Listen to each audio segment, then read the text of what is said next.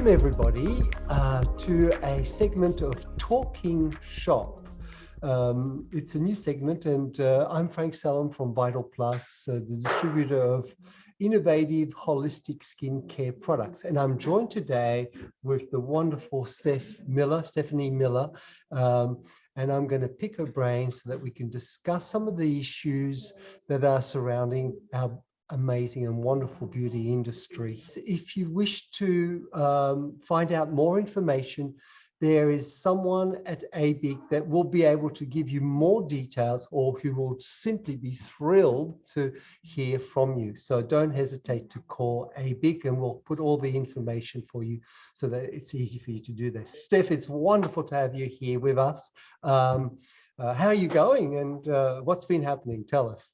Doing really well, thank you. Thank you so much for inviting myself and obviously ABIC along to chat with you all things industry, and really sort of get to know your team, your audience, and all of your group.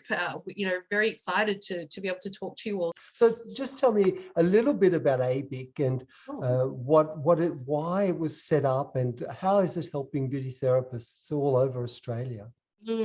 Well, ABIC was actually established, obviously, throughout COVID. That was when the inception of ABIC first came to play. But it's actually so much more than just a response to COVID.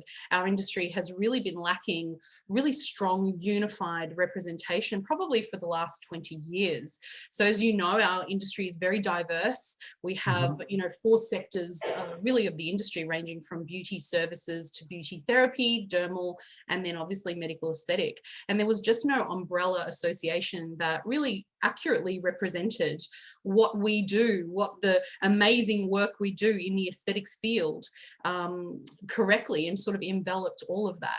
So when ABIC was created, it was created in the middle of COVID, and it was very important that we had government representation because, as you know, we just didn't for a long time, and that caused a lot of misinformation, misunderstanding in government about our qualifications, about our infection control standards, and therefore we actually were one of the first industries to close and then one of the last to reopen. And that was devastating for many of our businesses, and really unnecessary. And it was a little bit of lack of education on the part of the government. They really didn't know, and they didn't understand our industry.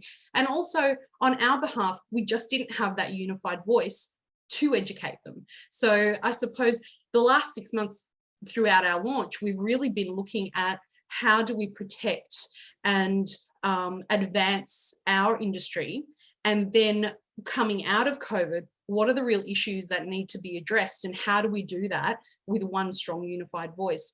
So that's basically what ABIC is in a nutshell. We provide help and support on a ground level. So we speak with businesses and business owners every day to help them with their staffing concerns. We help them with financial concerns, provide support in any way we can. But then at a very high level, we speak with government every day and try to put policies into place so that we're governed fairly. That's so important. I can see that, you're that unified voice, to quote you, and you speak to the government and you educate them as well. That's fantastic, because they don't know. They think that beauty therapist is like a hair salon, or Yes. A beautician and a beauty therapist are all the same thing, and different regulations and so forth. So Of course. And, it is, when we say we speak to government, let's not forget that government isn't just one body. Every state has their own government. And so when we say we've spoken to government, actually, I was on meetings, and also our chair, Rekha, was on meetings, but daily with all the different states. So we'd have one meeting with Victoria, and the COVID task force, of course, meetings were very important, and then one for New South Wales and one for Queensland. So it really was a lot of work for the first 6 months to try to get that communication happening. But the beautiful thing is now we've got really powerful people in government that know who we are and recognize us as that peak body. And we just haven't had that for 20 years. So it's very exciting, Frank. That's big. That's big. Huge. That's rich. That's huge.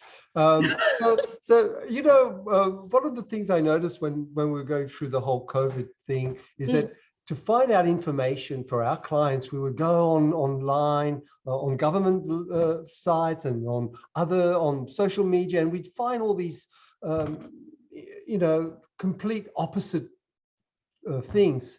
Now, is ABIC able to give us real life, dependable information about what we should be doing in the salons and so forth? Yeah, the answer is absolutely yes. Look, I hear you. It was a problem because different media outlets were releasing different information. There was the rumor mill obviously going quite strong, but also, Frank, if I have to be honest, the government themselves were unsure of the information. The government departments don't speak to each other. So when you have for example, the health department putting out a policy, you will get to the small business department and they would not even have been aware of that policy yet, or that particular restriction. So they were giving out different information, and the COVID hotline were giving out different information. So it's a matter of, we have a team that goes in and dissects. They listen to all of the press releases, they listen to the presses on TV, they read up on everything. I read all of the health orders that come out, and we collate that information, and then we go back to government and clarify it. We say, this is what our understanding is this correct? And then we release the information that's pertinent to our industry, tailored specifically for what our business owners and professionals really need to know. Right, that's fantastic. That's big too.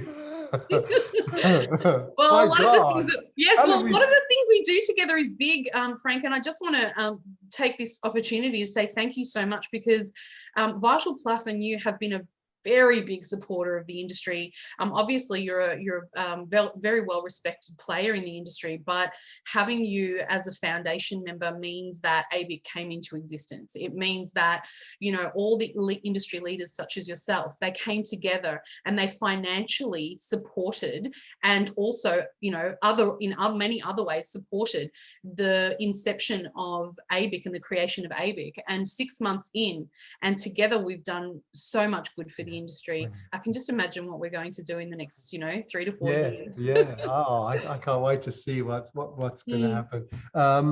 I have a really strong, good feeling for 2022. But look, I don't have my crystal ball, but maybe you've got yours. And just to stay in the topic of COVID for a little bit longer, in the next 3 months, what do you see happening in relation to COVID for say New South Wales and Victoria? Well, that's a really interesting question, Frank. Actually, I wish I had that crystal ball. But what we do know right now is that Victoria remains largely, it remains an unvaccinated economy. So there are rumor mills going on behind the scenes as to what will happen next year, because they're watching New South Wales very closely, and their decisions regarding the unvaccinated coming back into the economy, which of course happens tomorrow on the 15th. They'll be opening up their restrictions to include vaccinated, unvaccinated people in the economy.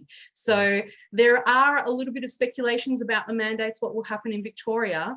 But right now we're still needing to wear our masks. We're still needing to follow those regulations with, I think, a slow easing. The intention is a slow easing throughout the first sort of quarter of next year. And of course, New South Wales is leading by leaps and bounds.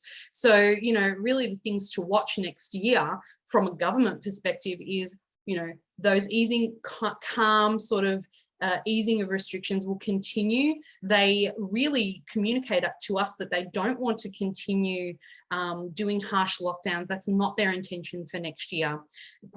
Most of the population now is vaccinated in Australia. So we can really assume that we're going to start rebuilding in 2022. It's going to be a rebuilding, a stabilizing, and a norm, like getting back to to the normal, I suppose. Yeah. In terms of what we can expect for industry and business, in January and February, we're expected that our workforce is actually going to take some holiday, some leave, enjoy summer. So really for your staff, you can expect that people are going to be putting in for annual leave, and we're seeing that quite a bit.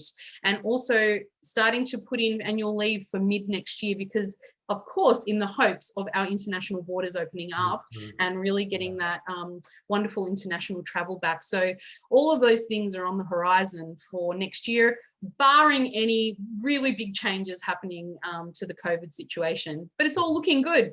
It is. It certainly is at last. Oh, and we're now, so close to the new year that it's a great time to start to think about what you want to achieve next year, your goals and so forth. So, if you were the salon owner, and you are actually, but what are three main goals you would recommend to think about and to plan out for 2022? That's a really good question, Frank, because we are in unprecedented times, even coming out of this COVID situation, and businesses are dealing with things that are really amplified in our industry. For example, there is a really bad, very apparent skill shortage that's happening all over Australia in every industry. But in our industry, it's very prevalent. Obviously, that's something that we really need to focus on in businesses is staff retention. How do you keep your staff motivated and willing to stay with you, but also be inspired and motivated to sell and excel in your business? Because this big break that's happened, we've all come out of that routine of striving to get your business, doing really well, to get revenue and targets up. And I think it's important to do a reset next year with your staff and really start to come up with what do they want to achieve in their career, what is important to them, what will give them satisfaction in that year and that plan for that year. It's really important more than ever to sit down with your team and do a reset and say, look, what do you want to achieve? Professionally and personally, because it will re-inspire and re-motivate your team to start then performing better and being happier and being a little bit more settled. I think also those clinics and salons that are really struggling to actually find staff, that's a big problem in our industry. So we're saying, look, the traditional avenues of finding staff probably don't work as well as they used to. It used to be put an ad in Seek and, you'd get heaps of applicants coming through. Now it's not so much like that. We have to go out and do a little bit more work to attract quality candidates. So that's going through LinkedIn, for example, using your channel there through LinkedIn or social media, going through companies such as Headhunter Recruitment, where you're flipping the scenario rather than putting out an ad and having applicants come through. You have access to a database of applicants that you can approach as well. So thinking about how you can turn it around and really diversify your offering. What do I do in my business that's so different, that's so great, that's going to attract and keep and retain those staff? So I think those two things are really, really important, reset and staff. And what we've learned throughout COVID is that I've heard so many people losing their staff members throughout COVID, and a large part of that was due to insecurity, but some part of that was actually due to a lack of communication. So we find that our clinic owners were too scared to talk to their staff, or they just dropped communication. And that is one of the predominant reasons that a lot of staff have left businesses. So if I could give you one really strong tip about keeping your business strong, is keeping your staff and your workforce strong. And it starts with really good communication, not just speaking, but really taking the time to listen and find out what it is that inspires them. That is such great advice. Thank you, Steph. It's I know that for me, we value keeping the staff. It's first of all, the work to get to keep them is to create an environment where everybody feels safe, everybody feels that they can learn and develop their own skills. Everybody just loves coming to the office. Everybody knows that that anyone's approachable, anything can be discussed. So it creates that environment that makes the whole work ethic so enjoyable. And And so you have fun doing it as well. It's not just Of course. it's not just a one-way traffic where you're just being kind. You're being kind, but you get kindness back, and it's wonderful. Oh, it's what you've just said has hit the nail on the head. You know, we do this job because obviously we're passionate about what we do. We love what we do. I can honestly say that our industry is one of the most passionate industries about loving, you know, skin and loving people, and that's at the heart of everything we do. And a lot of the times we forget that our you know, workforce, our workers, our staff, they have that need as well to feel fulfilled and to feel happy and satisfied in what they do. And really, a good, satisfied, happy staff member performs really well. So it's a two-way street, really. Tell me, what's happening for ABIC in 2022? So what are some of the big things that are going to happen in 2022? I love that question. I know some of the things, but I get so excited with that question. We have so much happening in 2022. You know, sometimes I forget that we just launched 6 months ago, because what we've achieved in 6 months is, honestly, it's remarkable. It hasn't probably been achieved in the last 20 years, right? So the first half of 2022 is going to be really interesting. It's going to be, number one, we're going to grow our offering and probably our audience quite significantly, because we're doing something special in mid-January. That's the first step in unification of the industry. And remember, we're talking about unifying and having a central point where everybody can go to, and that ABIC is the hub. Well, we're taking strides in doing that in early January. So stay tuned for an announcement, everyone, that I'm sure you're going to be excited about. And it's just the first step, right? We're not going to stop there. We've got plans for mid and late next year, and going into 2023 as well, to keep growing our industry, keep growing our industry reach. So there's that. But the wonderful work that we're all going to do together, and Frank, you'll know this, is we're really looking at self-regulation for our industry. Our industry has, as you know, all the different states have different legislation, especially within the dermal sector. And we're looking to really standardize, lift the standards, standardize those states, so that we have a baseline and everybody knows that this is what the standards are for the industry. And then working with government to possibly turning that self-regulation, where ABIC is a self-regulating body, into actual legislation. So that is something that we're passionate about. It is not a 6-month project. Things like this do take a couple of years to come to fruition, but definitely next year is the starting of that process. And as we were talking about before, the skills shortage. So that's something we're very passionate about in helping to overcome. So we're looking at the migrations list, you know, opening up our borders again and getting those really skilled people from overseas to come and help. Already apprenticeships have been approved for Queensland, and I just got a phone call yesterday to start the process for New South Wales and also Victoria. So that could be on the horizon for the full diploma of beauty therapy to be offered as well as an apprenticeship over 3 years.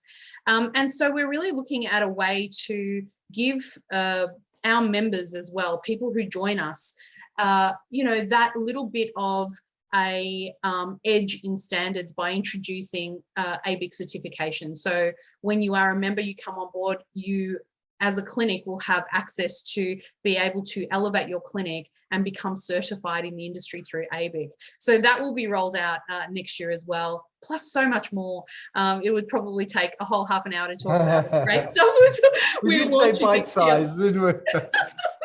Well, look, if you want more information, if you want to know how to join ABIC, you can go to the ABIC website, of course, and everything's there. It's a very amazing, it's a beautiful website. It's got lots of information already just that you can access.